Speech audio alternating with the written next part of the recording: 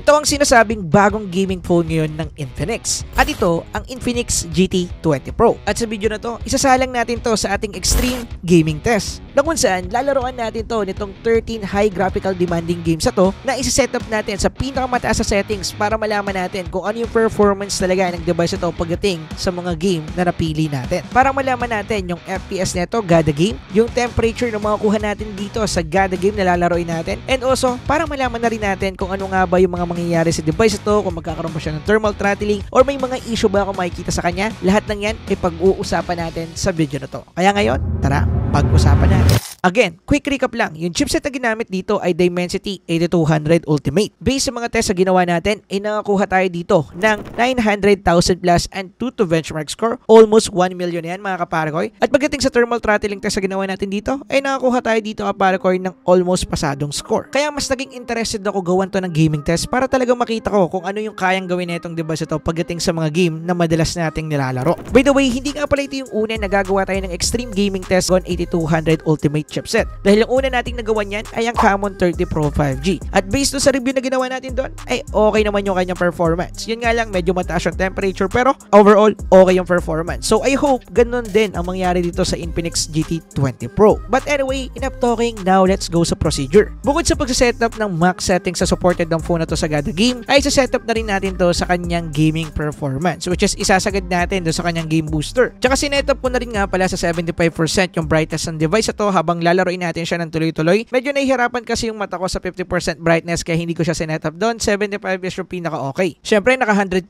din tayo bago magsimula yung mismong gaming test. And then, gagamit din tayo dito ng timer para ma-monitor natin kung ilang oras na tayo naglalaro for reference and data only lang naman. Anyway, tara, mag-start na tayo. So, sinumulan natin yung gaming test dito sa Weathering Waves. Maraming mga nagre-request na ito. Sinetup natin yung kanyang graphics quality sa pinakamataas which is yung advanced settings. So, dito, naka-high resolution tayo, 60 FPS settings, and then yung shadow natin naka-high din, meaning ito yung pinakamataas in supported settings niya. And also, naka-performance mode tayo sa kanyang game booster. Now, pagdating sa gaming capability nito kapare ko dito sa Weathering Waves, okay naman. Maganda naman yung kanyang FPS, maganda rin yung graphics. Yun nga lang, kapag mayroong mga i-unlock na mapa, bumababa yung FPS niya sa 30 or 24 FPS dyan naglalaro. And then, pagdating sa kanyang maintain or yung kanya talagang pinaka-main na FPS, pumapalo yan ng 40 and 30 FPS. Pero hindi ko siya nakita na pumalo ng 60 FPS. Kung meron mga pagkakataon na mas tumaas sa 40, tumaas to ng 50, 55 FPS, pero 60 FPS, hindi ko siya nakita na pumalo dito. At kung meron mga magtatanong dyan, nag-FPS drop pa siya? Yes, kapare ko, meron pa rin mga pailan-ilan or panakanak ang FPS drop dito, pero don't worry, papitik-pitik lang naman yon at saka nangyayari lang yon once na nagta-transition tayo or nagta-teleport tayo sa ibang mapa, which is pretty normal para sa mga gantong game na open world. Kung ako yung tatanungin nyo, to be honest, playable na playable itong Weathering Waves dito sa Infinix GT20 Pro.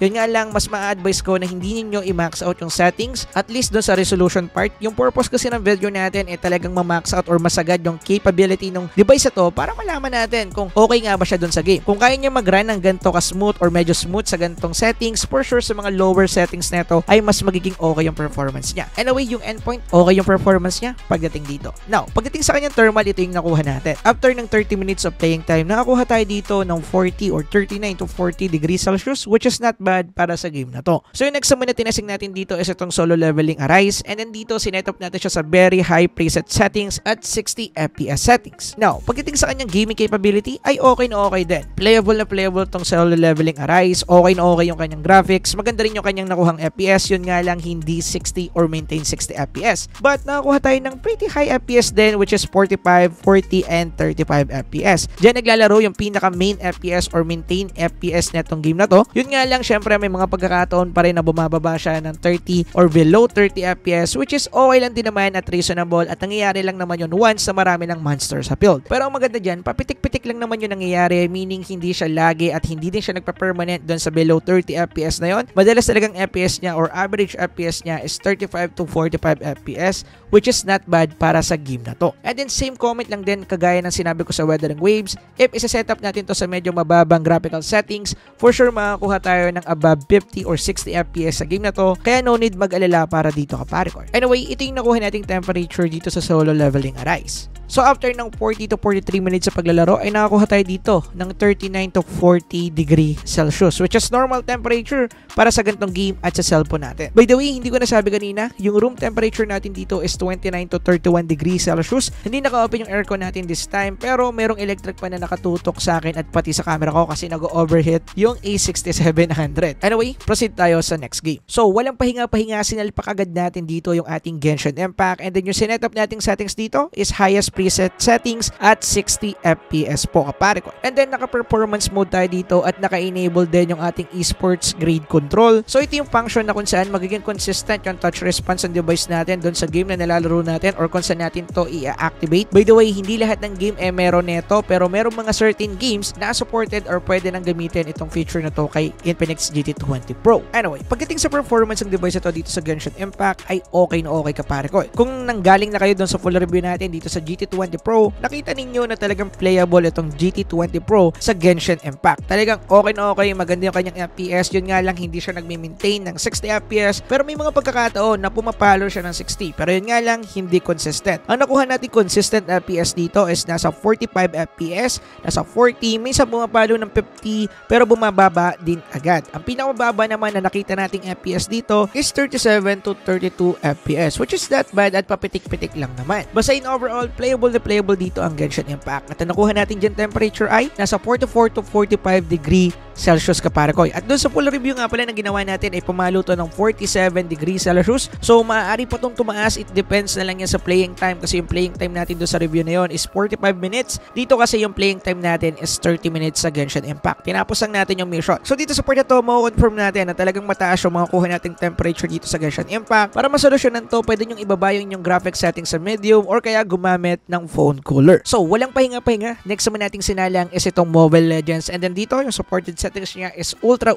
settings, and then sinetup na rin natin yung kanyang performance mode at inactivate na rin natin kapare ko dito yung ating grade control. And then pagdating sa gaming capability nito sa MLBB ay walang kahirap-hirap kapare ko. Suwak na suwak yung kanyang 120 FPS, kuhang-kuha niya dito. Yun nga lang, hindi siya nagme-maintain sa 120 FPS. Yung pinakamadalas niyang FPS is nasa 100, 118, 117, basta nasa 110 to 120 FPS yung maintaining niya. So hindi siya nagme-maintain sa 120, which is okay lang din naman. 100 FPS is 100 FPS, walang problema dyan. And then pagdating sa MLBB gameplay natin, smooth na smooth tayo dito. Nga pala, isingit ko lang about sa kanyang game features. Meron nga pala doon tinatawag na ultra FPS or frame rate mode, na kung saan pag inactivate dapat natin is nagme-maintain to ng 120 FPS, pero kabaliktaran yung nangyayari. So bale, kapag inactivate natin to, bumababa yung FPS niya sa 60, which means hindi pa to fully implemented kaparo ko pagdating sa ating mga game. Sa tingin ko at sana magkatotoo ay mapix to ng Infinix kasi magandang feature to if mangyayari. Anyway, pagdating sa temperature na nakuha natin dito ay nakakuha tayo ng 43 to 44 degrees Celsius sa MLBB after ng isang laro. Usually mataas ito kapare ko dahil ang normal natin or medyo okay pa is 43 degrees Celsius, pero reasonable din naman na nangyari to or nakakuha tayo ng ganitong temperature dahil tuloy-tuloy po yung paglalaro natin at nakaka 2 hours sa po tayo. And speaking of 2 hours kapare ko ay battery check muna tayo at dito may natitira pa tayong 53% battery juice. Anyway, yung next naman na tinesting nating game dito is Wild Rift. Yung kanyang setup dito is 120 FPS, high graphic settings, and medium resolution. Yan yung pinaka-supported settings niya at pinaka-max out niya. And then naka-enable yung ating performance mode dito. Pagdating sa kanyang gaming performance dito kapare ko ay decent na decent. Same lang din ng mga naunang game na tinesting natin kanina. Decent talaga yung performance nito dito. Yun nga lang yung FPS sa 120 FPS, hindi niya maintain dito kapare ko. Dahil sa unang part or yung starting ng game ay okay naman yung FPS natin. Pumapalo ng 116, 120. Pero sa kalagitnaan, bumababa din siya ng 70, 80 FPS, ganyan. Pero hindi siya bumaba ng 60 FPS or mas bababa pa sa 60 FPS, which is nice. Which is yung normal FPS niya pagdating dito sa Wild Rift ay nasa 70 to 90 FPS. Doon talaga siya nag-maintain. Hindi siya bumababa ng below 60 FPS, which is good dahil yun talaga ay okay na. 60 FPS is enough na nga usually. Pero syempre, dahil gusto nating isagad yung performance niya, yung 70, 80, and 90 FPS is enough na yan para sa game na to. Pero sa tingin ko, hindi pa ganang ino-optimize or ka-optimize itong Dimensity 8200 Ultimate chipset na to dito sa ating Wild Rift. Pero time will tell pa rin kapara ko, mali ninyo, mas isupport to ng Wild Rift. mas maganda yun. Anyway, pagdating sa temperature na nakuha natin dito after ng 1 game, ay nakakuha tayo dito ng 40 to 41 degree Celsius. Next naman ng sinalpak natin dito ng walang pahinga-pahinga is itong Asian Seal. So dito kapare ko ay nakasetup siya sa cinema and then naka 3D view tayo dito. Tapos yung mga player na makikita natin is naka-show more players. And then pagdating sa gaming capability nito dito kapare ko ay wala tayong naging problema dito sa game na to. Usually maintain sa 60 FPS yung ating mismong FPS dito. May mga pagkakataon bumababa ng 57 or minsan may mga pagkakataon na bumababa ng 50. Pero don't worry, bumabalik din agad. Mga papitik-pitik na moment lang naman yan, lalo na kapag mayroong mga ginagawang animation yung mga monster or kaya kumakalaban tayo ng boss, which is natural para sa mga gantong game. Yung gameplay nga pala dito is merong auto attack din, parang mirror yang din. So maganda yung kanyang animation, okay naman. Graphics wise, okay din. Anyway, hindi na natin kailangan pang masyadong i-explain yan dahil kayang-kaya na itong GT20 Pro yung game na yan. At ang nakuha natin dito ang temperature kapare ko is nasa 42 to 43 degree Celsius. Anyway, walang pahinga-pahinga, pinasok agad natin dito kapare ko itong ating Warzone Mobile. So dito kapare ko, yung setup natin is yung pinaka-max settings, naka-higher visual tayo dito and then naka-uncap yung ating FPS. Anyway, pagdating sa gaming capability ng device ito dito sa Warzone Mobile, okay naman.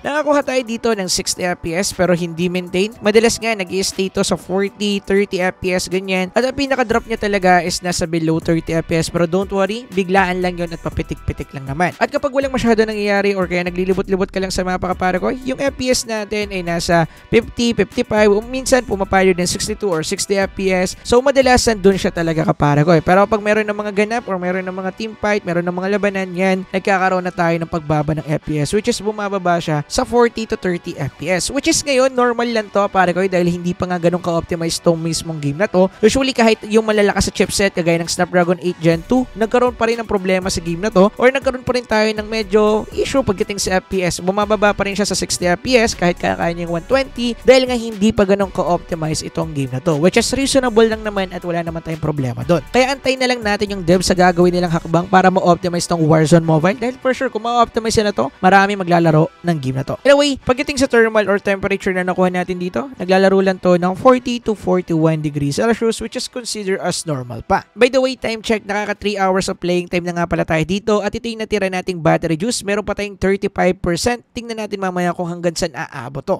Anyway, walang pahinga-pahinga ulit and then ang next nating nalaro dito is Punishing Gray Raven. Then dito, in-ultra natin lahat ng settings or yung pinakasagad na settings na kaya niyang ibigay dito. And then pagdating sa gaming performance setup para ko, dito tayo nakakuha ng consistent 60 FPS. However, meron pa rin mga pakanaka na or papitik-pitik na pagbaba ng FPS pero don't worry, hindi naman siya bumababa below 50 FPS which is nice pagdating dito. At pagdating sa kanyang gameplay, wala akong nakitang problema, hindi ako nakakita ng major frame drop kagaya nga ng sinabi ko, nandun lang siya sa 60-50 FPS which is nice. And then pagdating sa kanyang graphics, nagustuhan ko rin dahil nga sagad natin yung graphics settings dito at ito rin yung nagugustuhan ko sa Punishing Gray Raven. By the way, para sa mga medyo naghahanap ng maganda dyan na game na parang RPG game same as before, try ninyo kapare ko itong game na to. Anyway, no need more explanation para dito sa game na to. Talagang smooth siya dito sa Infinix GT20 Pro. Ngayon, pagdating sa kanyang temperature, ito yung nakuha natin. Ito yung may pinakamababang temperature na nakuha ko which is nakakuha lang tayo ng 37 to 38 degrees Celsius. Yun yung pinakamababa na nakuha ko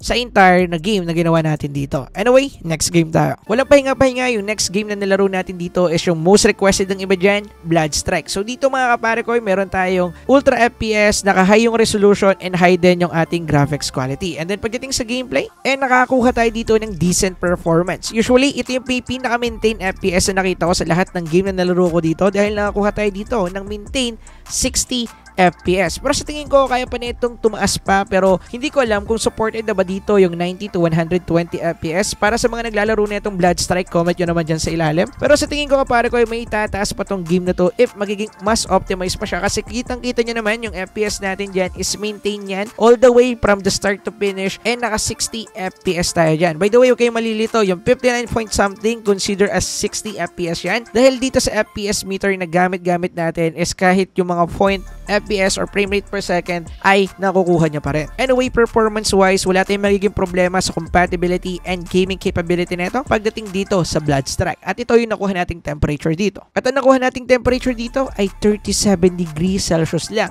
Pangalawa to or ito yung pinakauna sa may pinakamalamig na temperature na nakuha ko or pinakamababang temperature na nakuha ko sa isang game na tinesting natin dito. Anyway, walang pahinga-pahinga ulit. Next naman nating tinesting dito is PUBG Mobile and then dito, sinetup natin yung sports hertz grid control niya, pati yung ating performance mode dito, and then yung settings sinet up natin sa ultra frame rate. Pero yung condition para magamit natin yung ultra frame rate settings, kinakailangan nating iset yung ating graphics quality sa smooth, which is ginawa ko dahil yun yung pinaka-need natin para malaman kung gaano kataas yung FPS na makukuha natin dito. And speaking of FPS, nakakuha tayo dito ng sagad na 120 FPS. Yun nga lang, hindi siya ganun ka-stable dito. Ang pinaka-stable na FPS niya talaga is nasa 100 to 115 FPS. So yun yung pinaka-main na pinaglalaroan ng FPS natin dito sa PUBG Mobile, which is okay lang din naman pagdating sa akin dahil decent naman yung performance natin, and 100 FPS and above ay napaka-smooth na po niyan. Usually 60 FPS is enough na, pero dito nakakuha tayo ng 100 plus FPS, which is not bad pagdating dito sa PUBG Mobile. Usually sa paglalaro ko dito, wala ko nakitang pagbagsap ng FPS or bumaba pa below 100 FPS or nagkaroon man lang ng thermal throttling, at hindi ko rin naramdamang masyadong uminit yung device natin. Pagdating naman sa mga explosion, graphics, at kapag meron ng mga labanan or barilan, okay lang din naman, wala tayong naging problema, so nagmi-maintain din talaga yung FPS niya dito. Anyway, pagdating naman sa thermal na nakuha natin dito, ay nakakuha tayo dito ng 44 to 45 degree Celsius, which is reasonable lang naman dahil nga nakasetup sa pinakamataas sa settings to, and also nakasagad na rin yung performance quality settings sa atin dito, kaya talagang papalo at papalo tayo dito kapare ko. Pero pagdating dito, okay na okay naman, playable na playable. Yun nga lang, talagang tataas yung temperature natin pagdating dito. Nga pala, umabot na nga pala tayo ng 4 hours and 25 minutes after natin maglaro ng CODM. Tuloy-tuloy na paglalaro yung mga pare ko, at dito na rin sumuko yung battery ng Infinix GT220 Pro dahil pumalo na po ito sa pinakasukdulan niya, which is 4% to 3% kapare ko. So hindi ko na masyado pang sinagad to dito. Ngayon sa part na to, para magpatuloy pa tayo dun sa ibang game natin, ay gumamit na po ako dito ng bypass charging. So dito ay pagpatuloy na muna natin yung gaming test natin, at mamaya na natin pag-usapan yung kanyang battery capability.